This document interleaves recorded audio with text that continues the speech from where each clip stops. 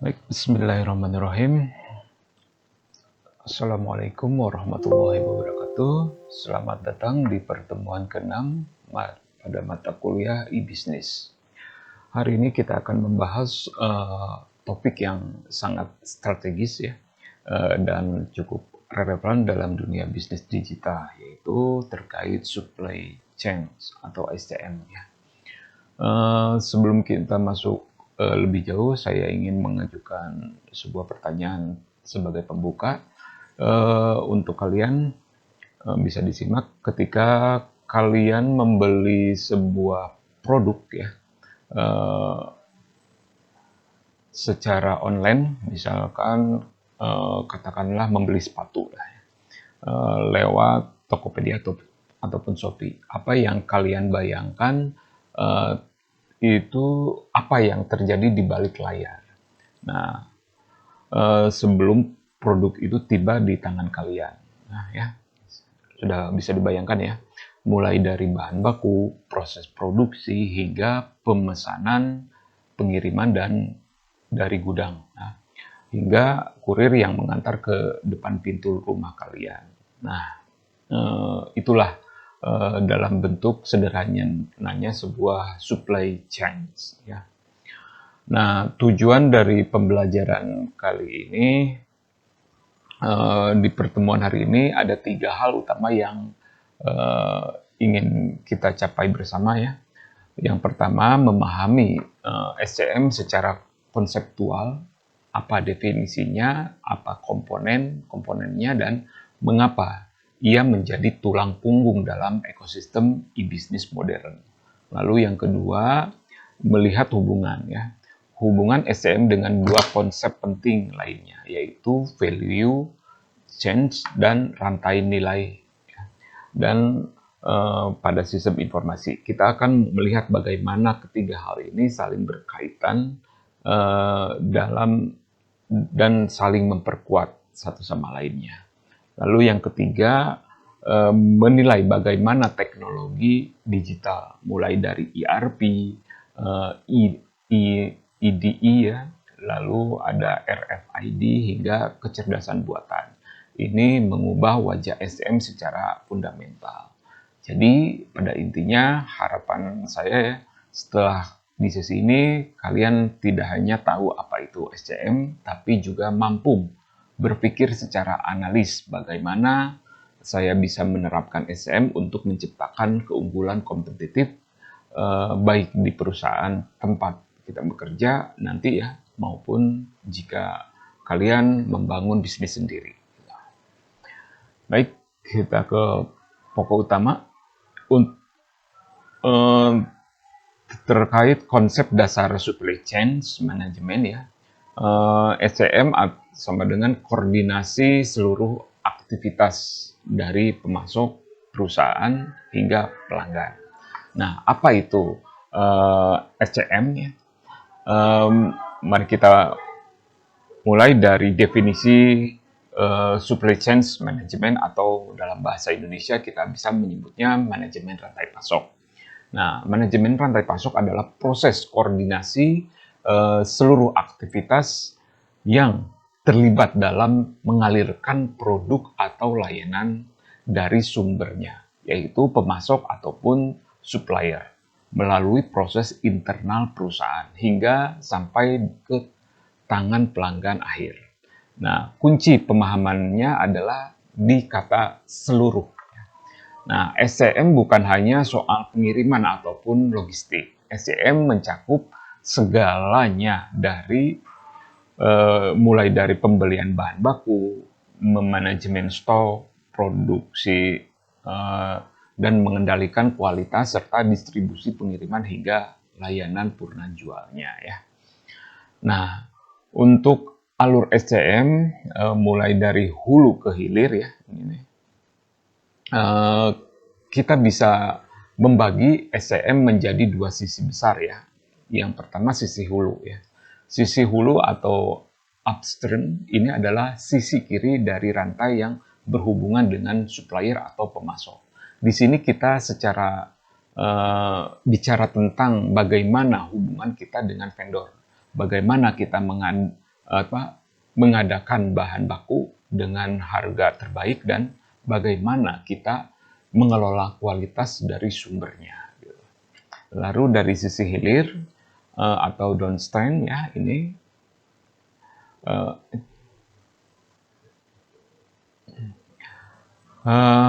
adalah sisi kanan yang berhadapan langsung dengan pelanggan. Di sini kita bicara tentang distribusi, pengiriman produk hingga layanan purna jual ataupun after sale service. Gitu. Nah, sebagai analogi untuk lebih memperjelasnya, misalkan kita bayangkan ya, sebuah restoran, supplier adalah petani yang menyuplai sayur dan bahan makanan,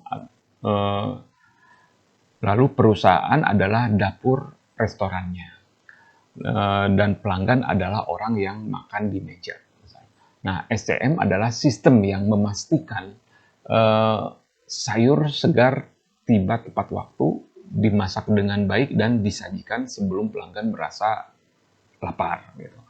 Kalau salah satu rantai pasoknya putus, misalkan supplier telat mengirim atau dapur tidak terorganisir, maka seluruh pengalaman pelanggan akan berdampak. Nah, disinilah urgensinya SCM menjadi cukup nyata. Gitu ya. Oke, next. Masalah manajemen SCM. Nah, masalah manajemen SCM di sini apakah semua proses harus kita pegang sendiri atau justru lebih efisien diserahkan ke pihak ketiga. Nah, ya. Di sini ada 3 tantangan utama dalam SCM. Dalam praktiknya, mengelola SCM bukan hal yang cukup mudah ya. Ada 3 hal tantangan besar yang sering dihadapi oleh perusahaan. Yang pertama ya, ada teknologi. Masalah teknologi, pertanyaan yang sering muncul di level manajerial adalah teknologi apa yang paling tepat untuk SCM kita. Lalu, apakah kita butuh ERP, IDI, dan RFID? Atau cukup sistem cloud berbasis spreadsheet gitu ya.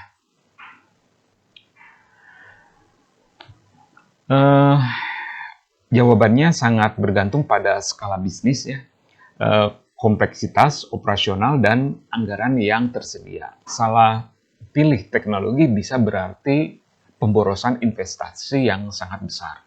Itulah mengapa analisis kebutuhan harus dilakukan sebelum implementasi. Gitu. Lalu yang kedua, ada internal, eksternal, atau outsourcing. Ya. Ini adalah dilema klasik di dunia bisnis, mana yang lebih baik, mengelola semua proses secara internal ataupun menyerahkan sebagian ke pihak luar atau alias outsourcing ya. Nah, prinsip dasarnya begini ya, core kompetensi yaitu kemampuan inti yang membedakan bisnis Anda dari pesaing. Nah, harus dijaga dan dikontrol sendiri. Namun proses-proses non-inti ini seperti pengiriman barang, pengelolaan gudang, ataupun bahkan IT support ini seringkali lebih efisien bila diserahkan ke pihak ketiga yang memang spesialis di bidang itu. Nah, contohnya, misalkan Grab atau Gojek ini tidak perlu memiliki ribuan motor sendiri ya. Mereka outsourcing pengiriman ke mitra driver itu. Nah, itu adalah keputusan SCM yang sangat cerdas gitu ya. Lalu yang ketiga ada tentang digital. Nah, di era e-commerce seperti sekarang, SCM menghadapi tekanan baru yang belum pernah ada sebelumnya. Ada tuntunan pengiriman ada tuntunan pengiriman hari yang sama misalkan atau same day delivery ya, manajemen retur yang cepat serta real time tracking serta ancaman keamanan cyber yang makin kompleks. Nah, ini semua adalah tantangan yang harus dijawab dengan strategi SCM yang adaptif dan digital natif gitu ya. Tuh. Itu ya. Yang ketiga masalah yang dalam manajemen SCM. Next, terkait manfaat SCM bagi perusahaan, SCM yang baik bukan hanya hemat biaya, tetapi menciptakan keunggulan kompetitif yang berkelanjutan. Ya. Di sini ada 4 manfaat kunci ya dalam SCM. Yang pertama ada 4 ya. Yang pertanyaan logisnya adalah mengapa perusahaan perlu berinvestasi serius dalam SCM? Jawabannya ada 4 manfaat ini ya. Berikut yang pertama terkait efisiensi biaya. Efisiensi biaya SCM yang baik ini mengoptimalkan setiap tahap pengadaan dilakukan lebih efisiensi karena ada data yang akurat tentang kebutuhan bahan baku. Penyimpanan tidak berlebih karena stok terkelola dengan baik dan distribusi dijalankan dengan rute yang optimal. Sehingga biaya bahan bakar dan waktu bisa ditekan ya, hasilnya. Lalu penghematan biaya operasional yang cukup signifikan. Gitu. Lalu yang kedua,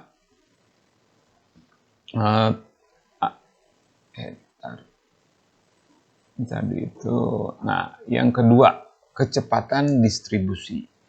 Kecepatan distribusi di sini dengan routing yang optimal dan penempatan warehouse yang strategi, misalnya dengan dekat pusat konsumsi, ini produk bisa sampai ke tangan pelanggan lebih cepat.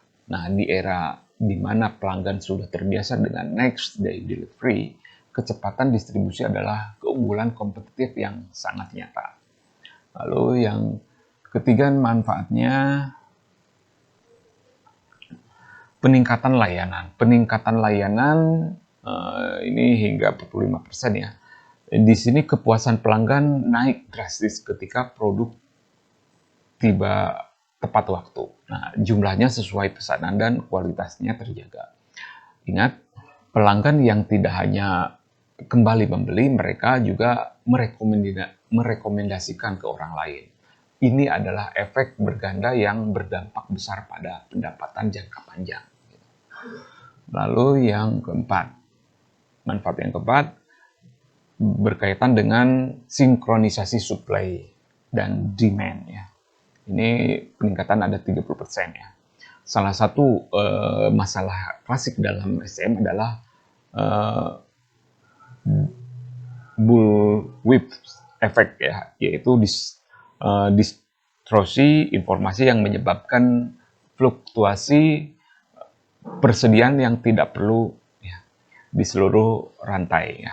Dengan data real time antar peminat pasar dan kapasitas produksi, distorsi ini bisa diminimalisir sehingga perusahaan tidak kelebihan stok satu titik dan kekurangan di titik lainnya. Gitu. Itu ya. Nah, itu ada manfaat-manfaat dari SCM bagi perusahaan. Next, kita materi selanjutnya berkenan dengan push vs pull strategi. Nah, di era digital bergerak dari push ke pull ya. Pelanggan semakin menentukan arah produksinya ya. Yang pertama push ya, dua paradigma produksi dalam SCM. Sekarang kita masuk ke salah satu konsep paling fundamental dalam strategi SCM. Yang pertama push strategi atau dorongan ke pasar. Dorongan ke pasar ini dalam pendekatan push, perusahaan produksi barang berdasarkan prediksi ataupun forecast permainan. Forecast permintaan yang artinya sebelum ada pesanan nyata dari pelanggan, perusahaan sudah memprediksi atau memproduksi dalam jumlah besar dan mendorong produksi itu ke pasar. Contohnya, ini cocok untuk produksi standar dengan permintaan yang relatif stabil dan mudah diprediksi, seperti dalam bahan makanan pokok atau kebutuhan rumah tangga yang rutin. Nah, resikonya jika prediksi meleset ya, maka perusahaan menanggung beban stok yang menumpuk atau overstock. Ini bisa menjadi kerugian besar, terutama untuk produk dengan masa simpan yang terbatas. Lalu ada full strategi SCM ya. Full strategi SCM di sini sebaiknya dalam pendekatan full produksi hanya dimulai ketika sudah ada permintaan nyata, entah itu berupa pesanan yang masuk ataupun order dari pelanggan. Nah, produk dibuat sesuai dengan kebutuhan aktual. Full strategi ini cocok untuk produk yang variatif ya, ada yang variatif, yang customizable ya, ataupun dengan demand yang dinamis. Contohnya adalah sistem pre-order di industri fashion ataupun pembuatan furniture custom sesuai dengan pesanan pelanggan. Nah, keunggulannya dari full strategi ini lebih fleksibel, efisiensi, dan minim resiko overstock. Gitu.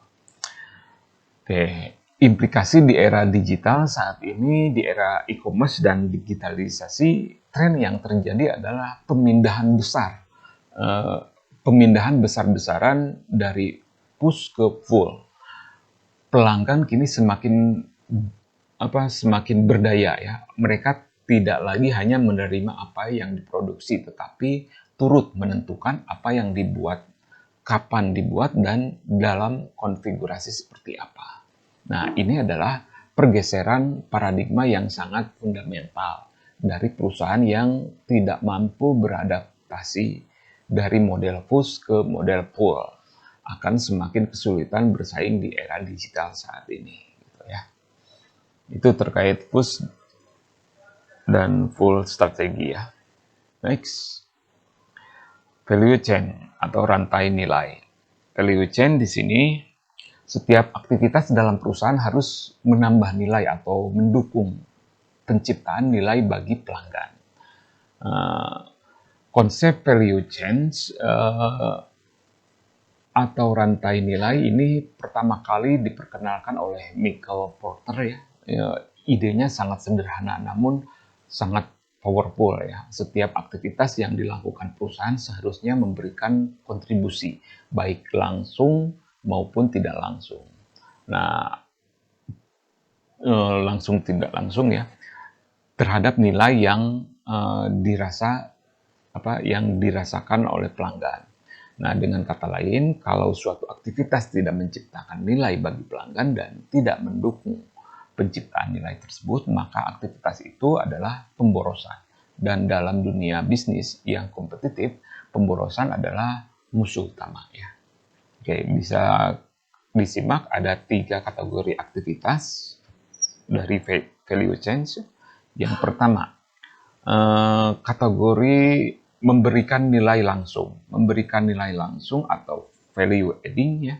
Ini adalah aktivitas yang langsung dirasakan manfaatnya oleh pelanggan. Contohnya, proses produksi yang menghasilkan produk berkualitas, pengiriman yang cepat dan tepat, serta layanan purna jual yang responsif. Kalau salah satu dari aktivitas ini tidak berjalan baik, maka pelanggan langsung merasakannya. Gitu.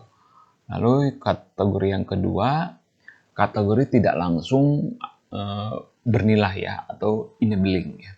Ini adalah aktivitas pendukung yang tidak langsung dirasakan pelanggan, namun sangat diperlukan agar aktivitas kategori pertama bisa berjalan. Contohnya, Departemen HR yang merekrut karyawan kompeten, sistem IT yang mengelola data perusahaan, serta Departemen Akuntansi yang memastikan arus kasnya lancar. Nah, untuk pelanggan tidak peduli siapa yang menggaji karyawan ataupun bagaimana sistem akuntansi bekerja, tapi tanpa aktivitas-aktivitas ini perusahaan tidak akan bisa beroperasi dengan baik. Gitu. Nah, yang ketiga, kategori yang ketiga, tidak memberikan nilai, tidak memberi nilai atau harus dihilangkan.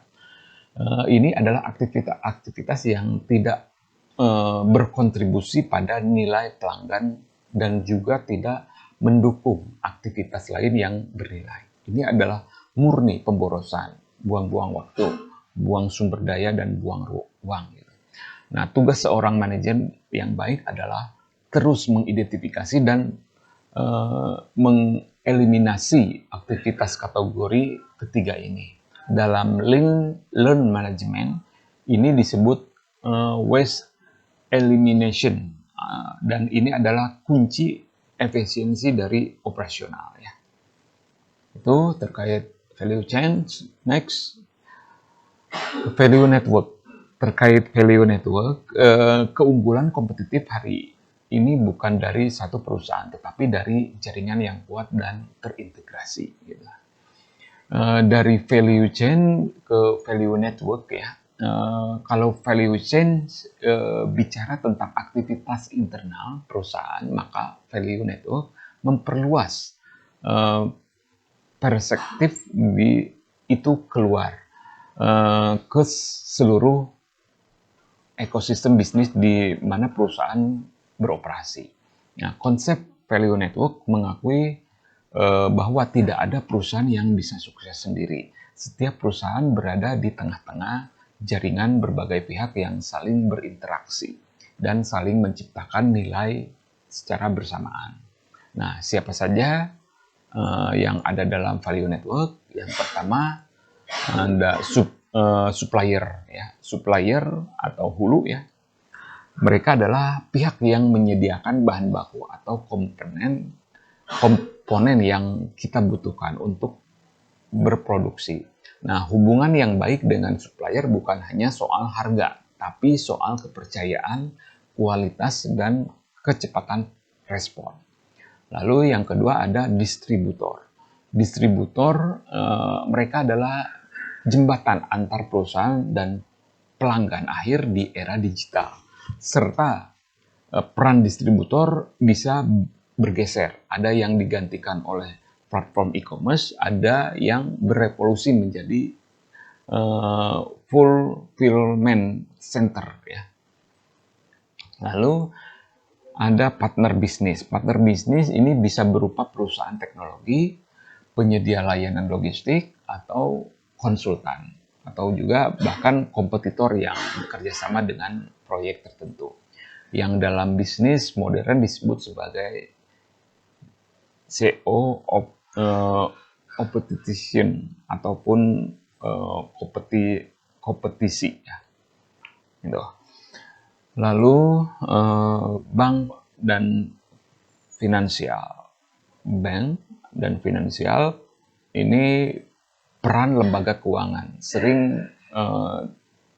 kadang sering terlupakan ya dalam diskusi SCM. Padahal ketersediaan kredit perdagangan, fasilitas letter of credit, dan layanan pembayaran digital sangat menentukan kelancaran transaksi dalam rantai pasok. Gitu, ya. Lalu yang terakhir ada pelanggan akhir. Ya. Ini adalah tujuan dari seluruh jaringan. Keputusan preferensi dan perilaku pelanggan akhir. Ya. Inilah yang harus menjadi kompas bagi seluruh jaringannya. Gitu. Ya.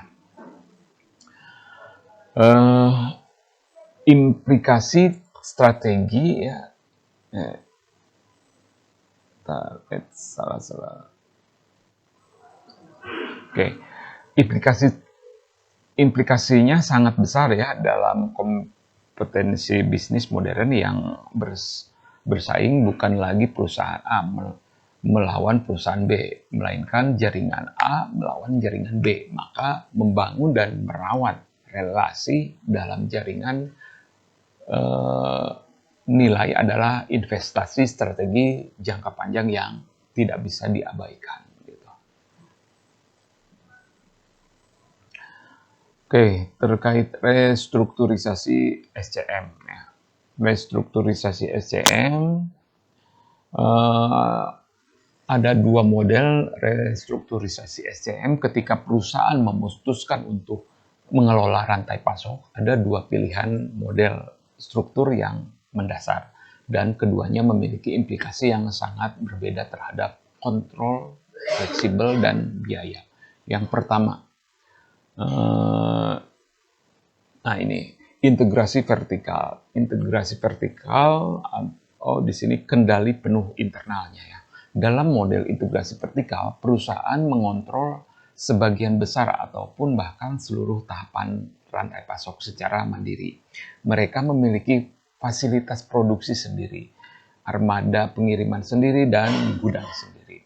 Nah, keunggulan dari integrasi vertikal ini kontrol penuh atas setiap tahapan proses. Lalu standarisasi kualitas yang sangat tinggi serta tidak bergantung pada kinerja pihak ketiga. Gitu. Namun tantangannya itu tidak kecil ya. Dibutuhkan modal yang sangat besar untuk membangun dan memelihara semua aset. Maka perusahaan juga menjadi kurang fleksibel dalam menghadapi perubahan besar yang cepat, dan biaya overhead cenderung lebih tinggi. Contoh histori yang sering dikutip adalah Ford Motor Company di era awal abad 20, yang bahkan memiliki perkebunan karet sendiri untuk ban dan mobilnya. Gitu. Restrukturisasi SCM, integrasi vertikal vs integrasi virtual. Nah, integrasi virtual atau fleksibilitas melalui outsourcing ini sebaliknya dalam model integrasi vertikal, perusahaan memfokuskan diri pada kompetensi inti mereka dan mengoutsource banyak proses lain kepada mitra yang lebih spesialis ya, lebih spesialis. Keunggulannya ini cukup jelas, lebih fleksibel dan agile dalam merespon perubahan pasar. Biaya lebih efisiensi karena tidak perlu membangun infrastruktur sendiri dan tim internal bisa lebih fokus pada inovasi. Tantangannya untuk integrasi vertikal, perusahaan menjadi sangat bergantung pada kinerja mitra. Jika satu mitra bermasalah, seluruh mitra bisa berdampak. Nah, ada juga risiko terhadap standar kualitas dan keamanan datanya. Contohnya, paling ikon dari model ini adalah Apple ya, yang mendesain produknya di California, tapi memproduksi hampir di seluruh di Asia melalui mitra seperti Foxconn ya, gitu. Nah, dari kedua ini pilihan mana yang terbaik ini tidak ada jawaban tunggal ya. Pilihan terbaik bergantung pada distribusi sumber daya perusahaan dan dinamika pasar yang dihadapi. Banyak perusahaan modern mengadopsi pendekatan hibrid ya, menjaga kontrol ketat pada proses yang kritis sambil mengoutsource proses yang bukan inti bisnis mereka gitu. Gitu. Intinya untuk peran bisnis dalam SCM ini adalah data adalah bahan bakar utama dalam di sini data adalah bahan bakar utama dalam SCM modern. Tanpa data real time SCM tidak bisa lebih optimal. Gitu. Nah, untuk transformasi digital dalam SCM kita sampai pada salah satu bagian yang paling relevan ya untuk konteks kita sebagai mahasiswa ataupun sistem informasi ya. Kalian di dalam untuk jurusan teknik informatika ya. Bagaimana e-bisnis dan teknologi informasi mentransformasi SCM gitu.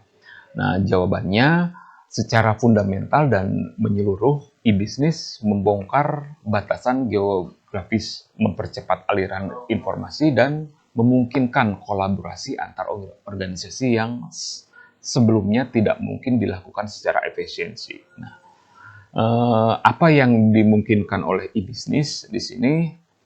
E-business informasi real time antar mitra, lebih dulu ya, update data stok atau status pengiriman membutuhkan waktu sehari-hari. Sekarang dengan sistem yang terintegrasi, semua pihak dalam rantai pasok bisa mengakses informasi yang sama pada saat yang sama.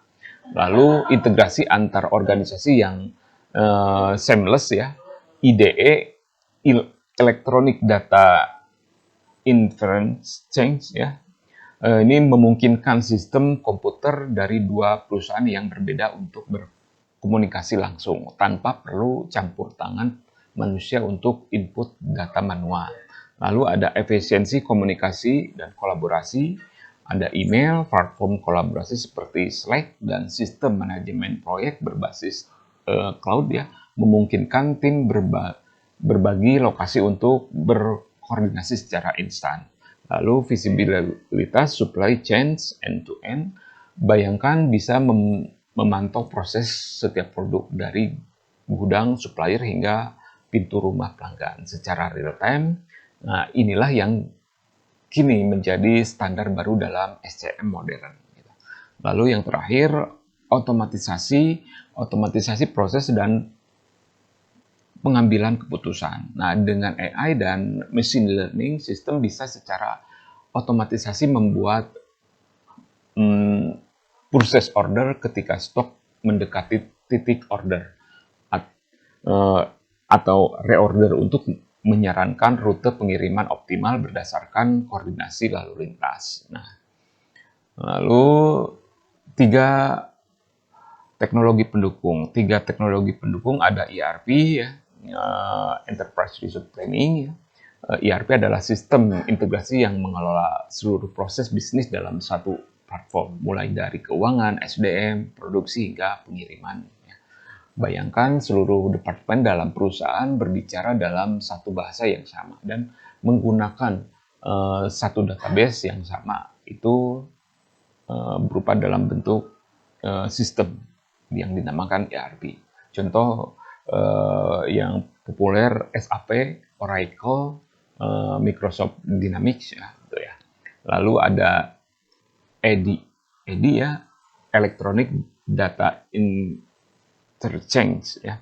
EDI adalah standar untuk pertukaran data bisnis secara elektronik antar organisasi yang berbeda. Misalkan ketika sebuah supermarket melakukan pemesanan ke distributor, sistem EDI memungkinkan purchase order itu terkirim dan diproses secara otomatis tanpa perlu fax ataupun telepon. Ini menghemat waktu, mengurangi kesalahan manusia, dan mempercepat siklus transaksi. Lalu yang terakhir ada RFID, Radio Frequency Identification. RFID adalah teknologi yang menggunakan gelombang radio untuk mengidentifikasi dan melacak objek secara otomatis. Tag RFID yang kecil dipasang pada produk ataupun plat ya, atau palet, dan reader RFID bisa membaca ratusan tag sekaligus tanpa perlu kontak fisik dan tanpa perlu arah yang spesifik seperti barcode. Hasilnya tracking stok secara real time yang jauh lebih akurat gitu. Nah, terkait strategi SCM ini ada framework stok ya, strategi SO stack ya. Untuk merancang strategi SCM yang efektif, kita bisa menggunakan framework SO stack atau sebuah kerangka strategi yang sangat terstruktur dan mudah diimplementasikan. Di sini S berupa situasi ya, atau analisis situasi. Sebelum merancang strategi apapun, kita harus memahami kondisi SCM kita saat ini. Apa kekuatan dan kelemahannya, di mana bottleneck-nya, dan bisa dilakukan melalui audit rantai pasok. Lalu untuk O-nya ya, untuk O ini objek atau tujuan terukur. Setelah memahami situasi, kita tetapkan tujuan yang SMART. Spesifikasi main scrub, serta achievable, relevant, time, misalnya kurang lead time pengiriman dan dari 5 hari menjadi 3 hari dalam 6 bulan ke depan. Gitu. Lalu untuk S strategi, di sini strategi utama. Ini adalah pilih pendekatan strategi utama, apakah kita akan fokus pada efisiensi biaya ataupun didefinisi melalui kecepatan dan layanan. Strategi ini menentukan semua keputusan berikutnya. Lalu terkait track atau langkah konkret, ini menerjemahkan strategi ke dalam taktik yang spesifik, misalnya implementasi sistem ERP baru, negosiasi ulang kontrak dengan supplier, ataupun pembukaan gedung regional baru. Yang A, action atau implementasi, eksekusi teknik tersebut dengan rencana aksi yang jelas, siap bertanggung jawab atas apa dengan timeline dan anggaran yang sudah ditetapkan. Yang terakhir C, kontrol atau monitoring dan evaluasi, pasang KPI yang relevan dan melakukan monitoring secara berkala. Apakah kita sudah mencapai target? Jika tidak, apa yang perlu disesuaikan? Nah, lalu ada 5 kunci. 5 kunci strategi ya. Yang pertama, fokus pada kompetensi inti. Jangan coba kuasai semua hal, lalu identifikasi apa yang benar-benar menjadi keunggulan perusahaan Anda dan fokus sumber daya di sana. Gitu. Yang kedua, kunjungi jumlah supplier. Kunjungi jumlah supplier ini bekerja sama dengan lebih sedikit supplier, namun membangun hubungan yang lebih dalam dan lebih strategi. Ini mengurangi kompleksitas koordinasi dan memungkinkan negosiasi yang lebih menguntungkan. Yang ketiga, bangun kemitraan jangka panjang. Ya. Hubungan transaksional yang hanya berdasarkan harga terendah sudah ketinggalan zaman. Kemitraan strategi jangka panjang menciptakan ekosistem yang saling menguntungkan dan lebih tangguh terhadap gangguan. Lalu yang keempat ada standar dan data dengan GDSN, Global Data Synchronized Network, adalah standar internasional untuk pertukaran data produk. Dengan standar data, semua pihak dalam rantai pasok menggunakan definisi dan format yang sama, mengurangi kesalahan dan mempercepat integrasi. Yang terakhir, integrasi sistem antar mitra. Nah, investasikan dalam integrasi teknologi atau API, EDI, platform kolaborasi bersama, sehingga data mengalir otomatis antar sistem tanpa perlu intervensi manual. Gitu. Lalu ada tren SCM ke depannya. Kedepannya ada 4 tren besar yang akan terus membentuk wajah SCM. Yang pertama, digitalisasi yang semakin dalam di setiap lapisan rantai pasok. Lalu integrasi global yang makin erat, namun juga makin rentan terhadap gangguan geopolitik. Yang ketiga, otomatisasi berbasis AI yang akan menggantikan banyak pekerjaan rutin dalam SCM. Yang keempat, ada customer driven ya. SCM di mana pelanggan semakin memegang kendali atas rantai pasok melalui platform digital gitu. Nah, ringkasan sebagai kesimpulan ya, perusahaan yang tidak menguasai SCM digital akan tertinggal, bukan karena produknya yang buruk, tapi karena sistemnya yang kalah cepat. Nah, ada 5 poin ya. Yang pertama, SCM adalah integrasi menyeluruh dari hulu ke hilir. Ya. Yang kedua, teknologi adalah enabler utama SCM modern. Ada ERP, ED, RFID, dan AI. Ya. Lalu value chain menentukan nilai bisnis. Di sini eliminasi aktivitas yang tidak bernilai. Yang keempat ada strategi push and pull ya. Lalu di sini kontekstual dan pergeseran pull di era digital. Yang kelima, kolaborasi jaringan lebih penting dari sekedar kompetensi individual ya. Itu mungkin terkait ringkasan 5 poin yang kita pelajari. Sebelum kita akhiri, saya ingin meninggalkan satu pola pikir untuk kalian bahwa sebuah peluang ya di era digital ini, produk yang bagus saja tidak cukup, harga yang kompetitif saja tidak cukup juga. Yang menentukan pemenang dalam persaingan bisnis modern adalah siapa yang memiliki sistem terbaik, sistem yang mampu mengintegrasikan hulu ke hilir dengan cepat dan akurat dan efisien. Dan sistem itu bernama supply chain management. Kalian sebagai calon profesional sistem informatika akan berada di garis terdepan dalam membangun dan mengalokasikan sistem-sistem tersebut. Jadi, kuasai betul materi ini karena ini adalah kompetensi yang akan dicari oleh industri.